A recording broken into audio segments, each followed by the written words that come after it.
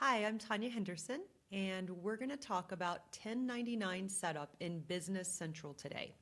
So for version 27, there's been a lot of changes on the 1099 setup. And so if you have been upgraded to version 27, you're going to see that it looks very different. So what I'm going to do is I'm going to do a couple of videos. This one is going to be in the Kronos company and is going to be showing once it updates to 27, what it's going to look like in the system and just, kind of show you the setup and what you're going to see in there. And then any additional things that you're going to need to go in and change in your environment once you do get updated to 27. Even if you, it's going to transfer the data, but what you're going to need to see is you're going to need to look at, or I would look at personally, I would go in and verify that all of those settings are correct and that I'm seeing my 1099 information on my vendors and my reporting periods for the 1099s are showing up correctly. So what I'm going to do is I'm going to show you kind of how this works, and then we will, like I said, walk through everything through this setup. This is going to be not from scratch. This is going to be an upgraded environment. I'm going to do a separate video for setting it up out of the box.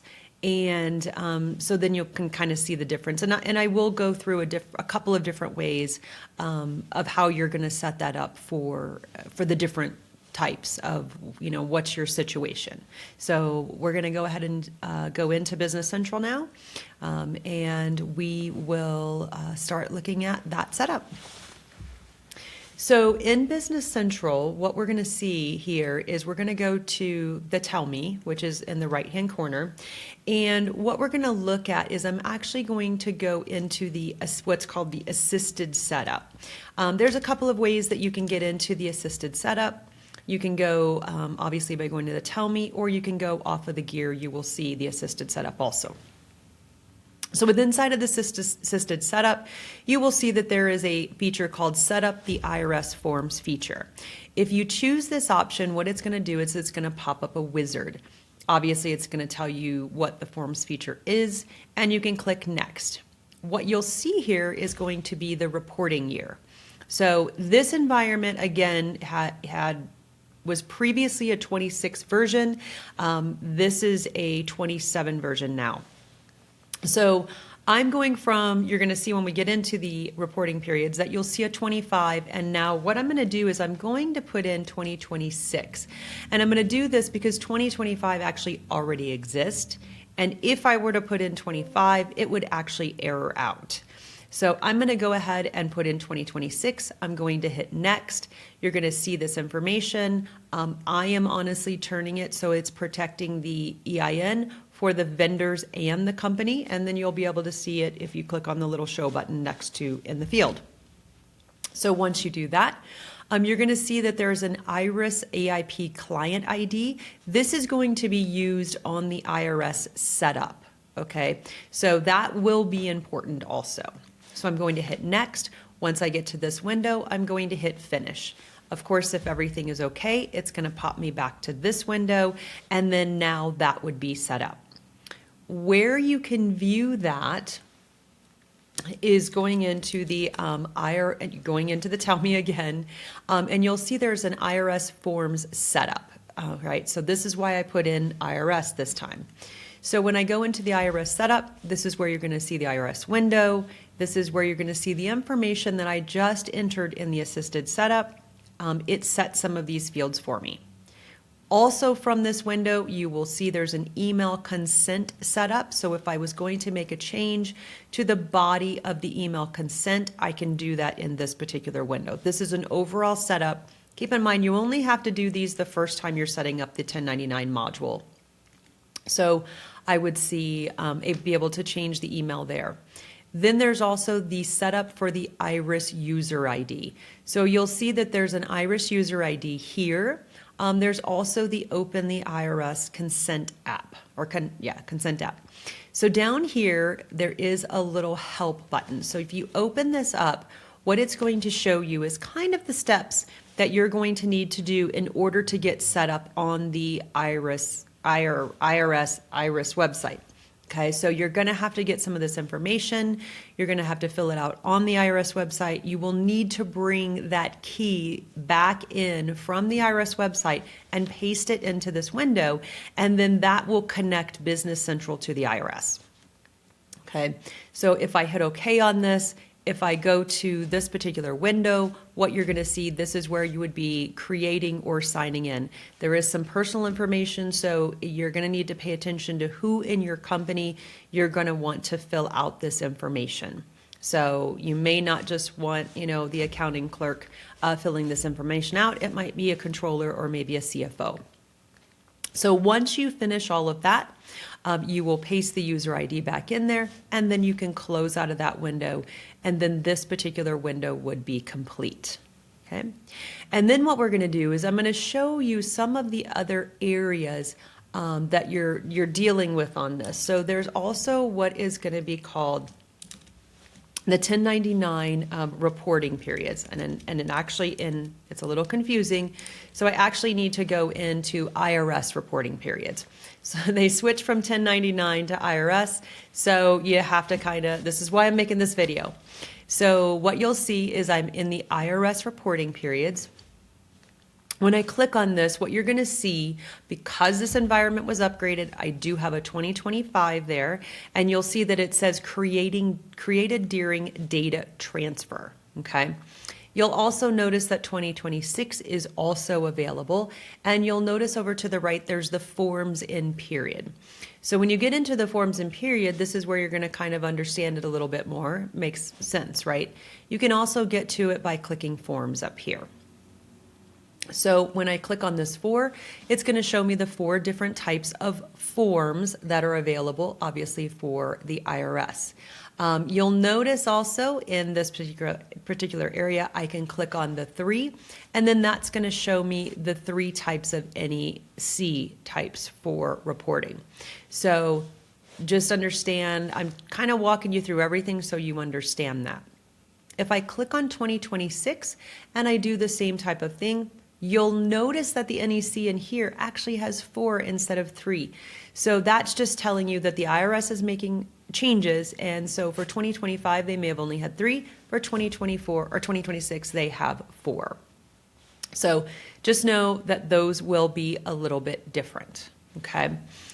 From this window then too, what you're going to see up here at the top, you're going to see there is a vendor setup. So if I click on vendor setup and I open this window, what this is showing me is that for 2026, I actually don't have any vendors set up for the IRS.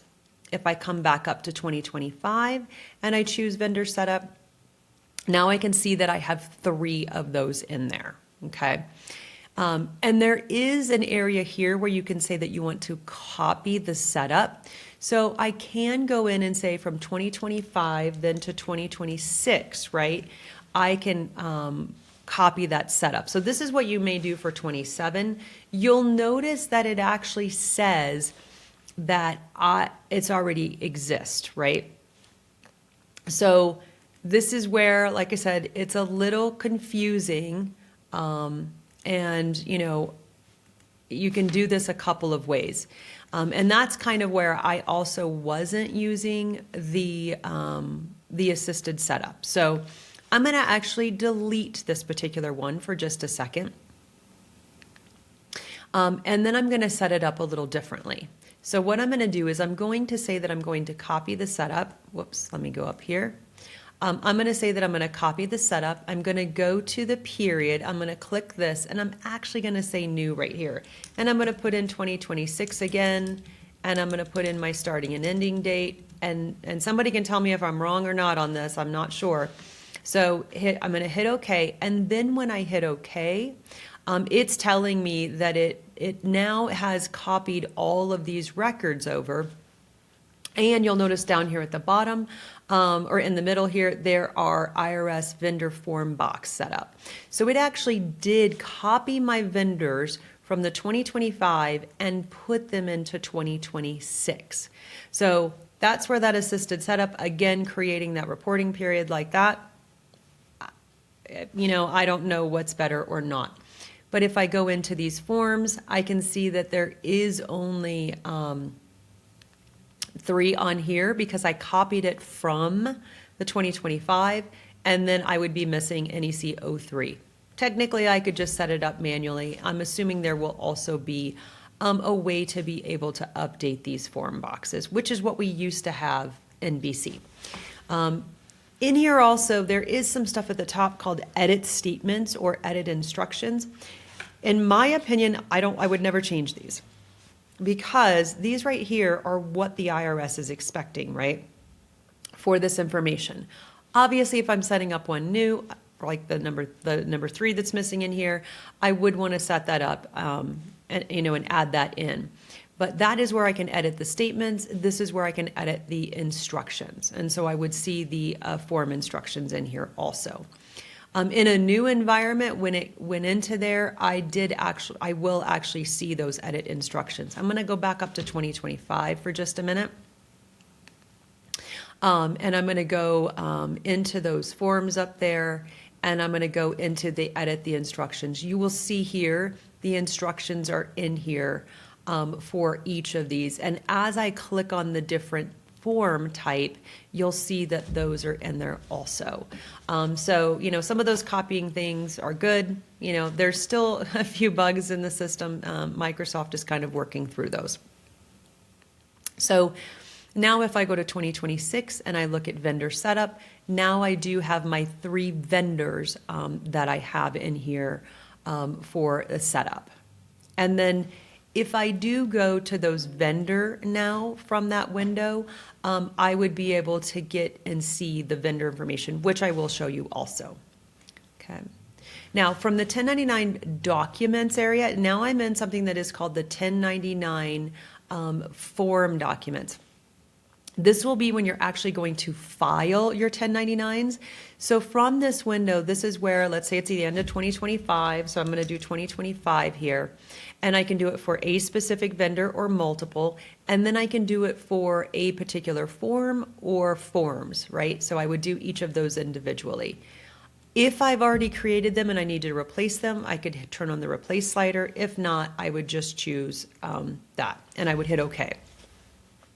What would happen is it would come in and it would create, if that vendor has information, it would create the vendor form here, and then I would see the form type, and then I would see all of my transactions down here in these particular lines.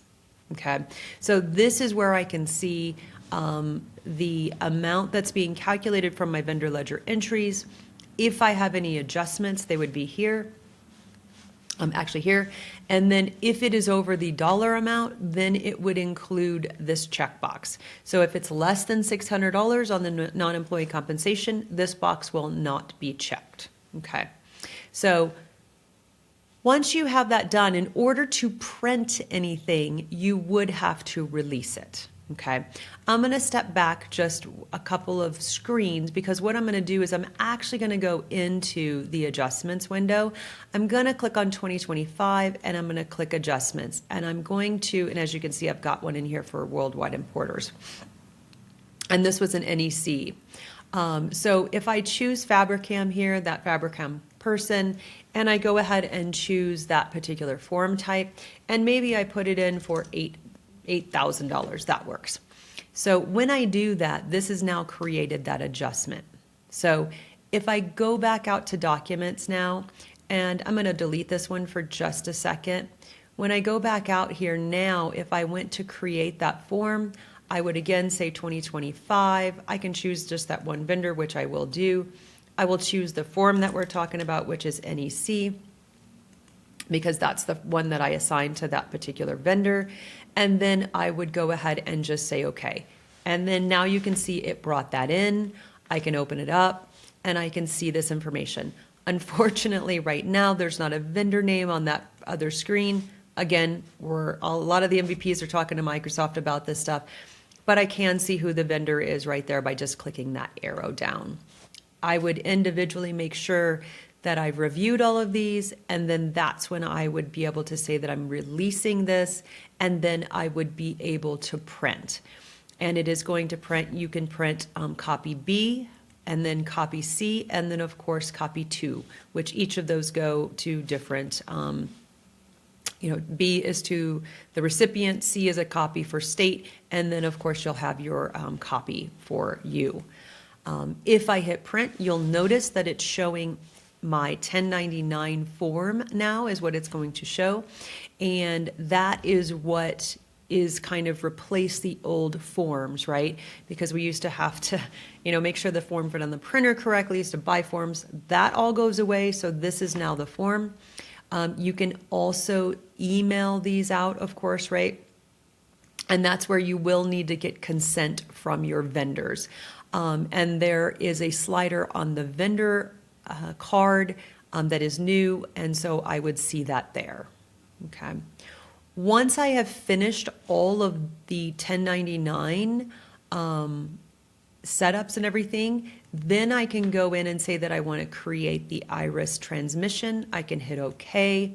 Once I do that, it's going to come back and say these are what you're going to file. It will open the IRS transmission file. As you can see, there's some other options here. When I click on the year, this is where I can see, and you see it's in test mode, obviously.